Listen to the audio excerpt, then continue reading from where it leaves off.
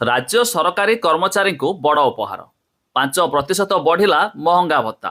जदि आपण भी जड़े सरकारी चाकरिया तेबे जाणी रखु एवं आपण को मिलवा अधिक दरमा।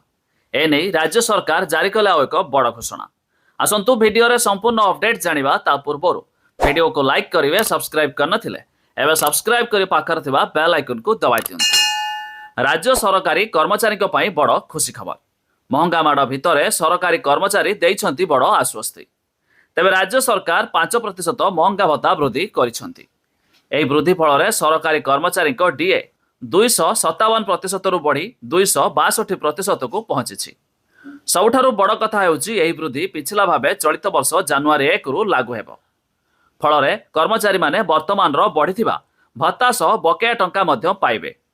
एसह एही वृद्धि पिछला भाबे चलित वर्ष जानुआरी 1 रु कार्यकारी हेबो। अर्थात जानुआरी रु जून पर्यंत बकेया महंगा भत्ता मध्य कर्मचारी माने पाइबे।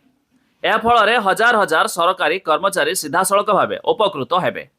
तेबे द्रव्य मूल्य वृद्धि और जीवन यापन खर्च बढ़ुथिबा समय सरकार यह घोषणा कर्मचारी बड़ आर्थिक आश्वस्ति आनिछि।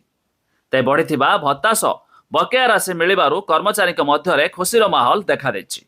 तेबे मुख्यमंत्री मोहन चरण माझी राज्यर सरकारी कर्मचारी 5% महंगा भत्ता वृद्धि करिसेंती, जहाद्वारा सरकारी चाकरिया को हला बड़ बेनिफिट। एबे एमानकु मिलिबो अधिक दरमा। तेबे आपण जानिले शेयर करी सांगसाथी मानकु जणाइ दियंतु।